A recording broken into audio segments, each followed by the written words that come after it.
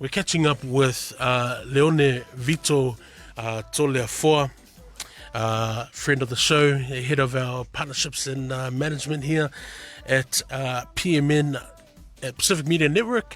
And so we're pretty happy to have her on the show this afternoon.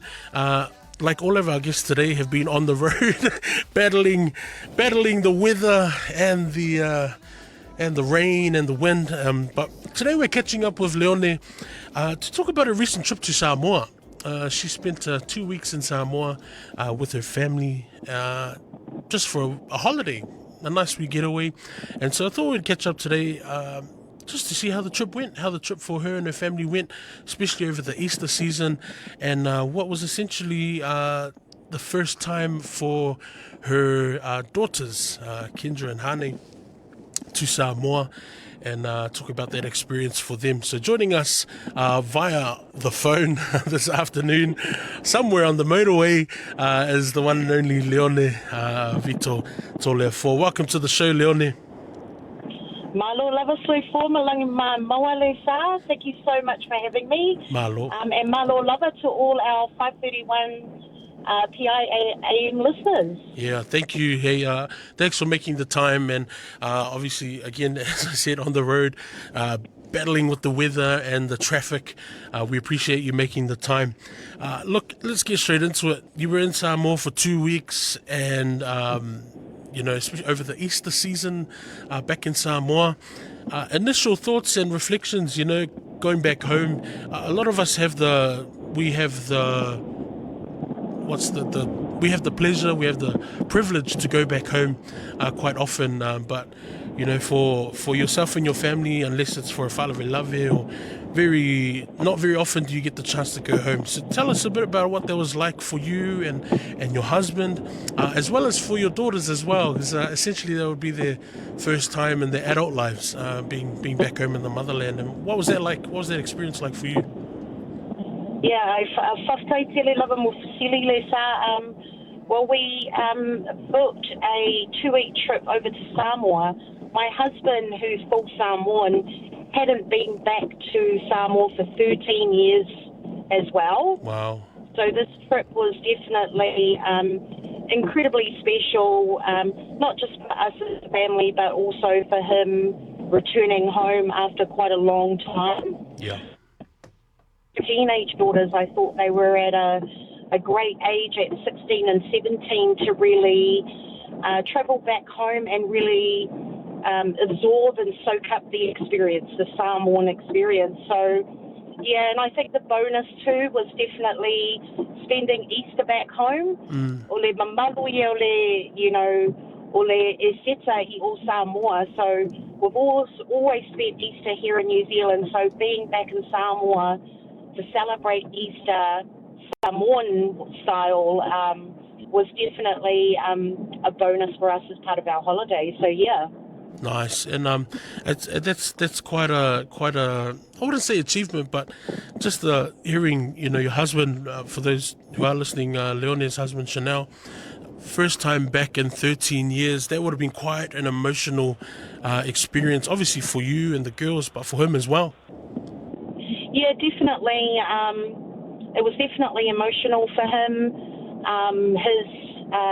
His village is Libya. So a lot of his grandparents, his late mother, his great aunties and uncles were all part of the fundraising of the new Libya Catholic Church that I think opened about 2 or 3 years ago, the cathedral that's in Libya. So as well as returning home after 13 years, he's also returning to a lot of his family that have now passed on, that were, the trailblazers in the Ngā Kupe and the fundraising that the church did over 15 years to build that cathedral, and now it's completed, and him returning home, it was definitely emotional. There was a lot of tears, definitely, during Easter. For the, for your daughters, Kendra and Hane, some of the what were some of the what was the experience like for them, and what were some of the the interesting parts of being back home, and what really caught their attention? I think it's definitely the ancestral connection and the family connection. Yeah. You know, as New Zealand-born Samoans, you know, you always are proud of your culture and proud of your identity as a Samoan of the diaspora. But going back home sort of gives you that, that cultural connection and really understanding the roots of where you come from.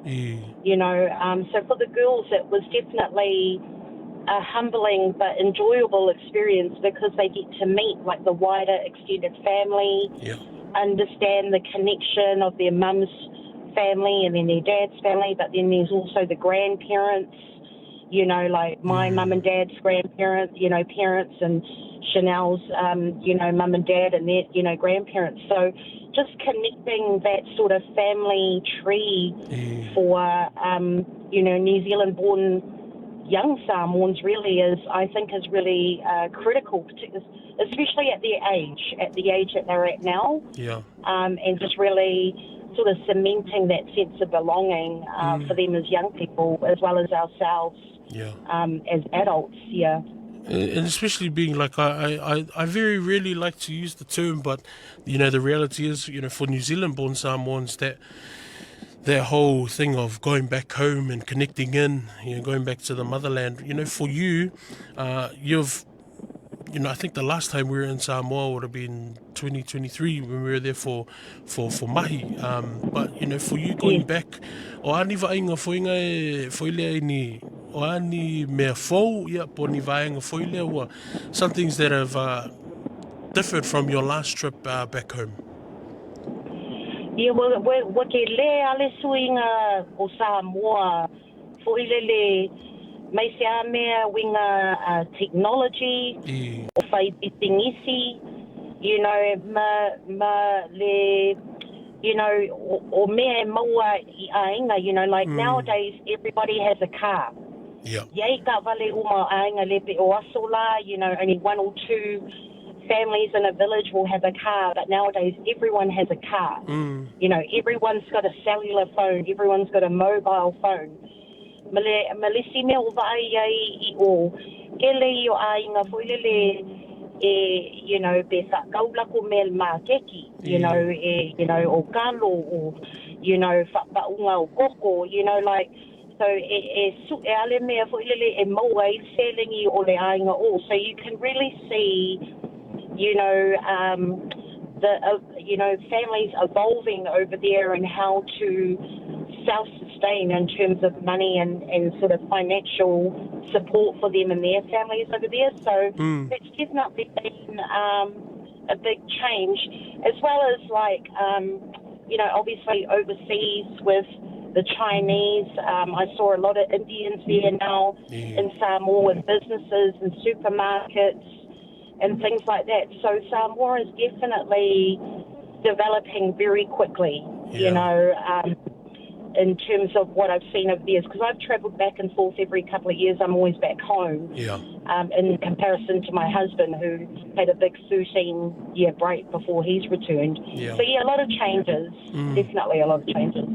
And it's great that you bring that up because Samoa really is becoming quite a multicultural hub in its own, like you alluded to, the obviously the presence of our the Chinese there and our Indian brothers and sisters, and just the integration into society. For maybe someone like Chanel, who's first time home in over a decade, can be quite a culture shocker. Yeah, and even for him, because he was born in New Zealand but raised in Samoa. So for him, sort of seeing that, it was very foreign to him. Yeah. Like he was saying to me, oh my God, there's so many like foreign business owners here, And the thing I think that probably sort of was a bit of a flag for me and him is the businesses are owned by non-Samoans, but they have Samoan people working within them. So it's sort of like, well, why can't Samoans own their own businesses and have locals work within them? So, it's definitely that. There was also a lot of Fijians I saw working a lot in hospitality and hotels and around the tourism sector. So there's definitely a lot of our Fijian brothers and sisters there that are actually working in Samoa and contributing to the local economy, and obviously sending their money back home to Fiji to support their families. Malofa whtai. The trip as a whole, let's look at in a general sense. What are some of the pits and what are some of the peaks, or what are some of the lowlights and the highlights from your trip? I think definitely, I encourage, our Samoan parents and Samoan families out there, to definitely invest in taking your families back home. It's so beautiful there. Samoa is, the pearl of the Pacific, they say, and it truly is. Yeah. It's beautiful. It's beautiful walking through the market. You can smell the koko. You can buy your koko leisa at the dairy, down the road, like whakau loa, koko leisa, vaitalo. Everything is there. If you want a au and a ulu, you just pop down to the market. Like, food and just the scenery of Samoa is just stunning, all of our beaches and, iconic tourist spots like Tosua, Biula, just beautiful. Biula's had a beautiful upgrade, so it's really great to see the Methodist Church at Biula that look after those pools really invest that money into giving back and building better driveways and beautiful whales and access to the cave pools. So it's really wonderful to see that. I would say that was definitely the highlight for us. We went to Alebaka. We were down at Siumo, at Maninoa. We just did so much, around Robert Louis with the museum. Yeah. There's just so many things to do. So definitely feeling blessed and grateful, and definitely proud to be Samoan, being back home. Yeah. What are some of the essentials and things you may have learnt from this trip that you probably didn't in preparing for this trip? What are some of the things that for anyone who's listening in that was getting ready to go to Samoa, was thinking, should I go back home? What are some of the things, the essentials that you reckon obviously need to be like must-haves for your trip to Samoa? I think definitely be prepared for the heat. I've been back and forth to Samoa all of my life. I'm in my late 40s now. And climate change is definitely impacting the Pacific, not just Samoa. The heat, o le vevela, o le loa po le akuenga vevela, Samoa, it is so hot. Yeah, was this different kind of hot compared to obviously to your past trips? Was this like a neck level hot? 10 years ago, 10 years ago, Samoa was hot, but you would get those nice cool evenings. E o kāka le awhiawhi, Savad Bali, you know what I mean? But it's just 29 degrees at night. You know what I mean? It's a different type of hot, and with that sort of heat, obviously, o le ngavu, if people get bitten by mosquitoes like me and my family do, definitely be prepared for, with insect repellent and, things like that. Call it Bushmans, Yeah, definitely remember the Bushmans and those tropical sprays. But I think too, definitely do your research because, a lot of things in Samoa have changed and not everybody is always honest. Yep. So when you're coming from outside, you can be sort of, go whakalea for I oi I ka ngaka. Or, you know what I mean? O le pakanga ka vale I o, at a beach, for example, is normally 40 tala, but because they know you're from outside, ke ia wa ngō skulu. So, definitely do your research, definitely, make sure you have a fair idea of the things that you're going to go and do. Make sure you have an idea of that cost, or talk to your families over there, and they'll give you an indication of things like that.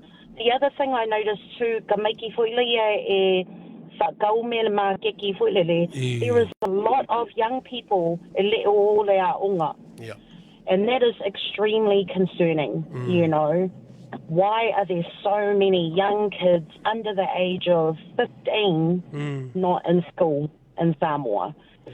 You know, I'm sure it's probably a financial thing, but, you know, that's for the government to really ensure that every child in Samoa is entitled to an education. Yep. And it's their human right to have an education. And that money shouldn't be a barrier for families for kids not to go to school. So, yeah, just things like that, I suppose, as a Samoan myself, bit concerning. Yep.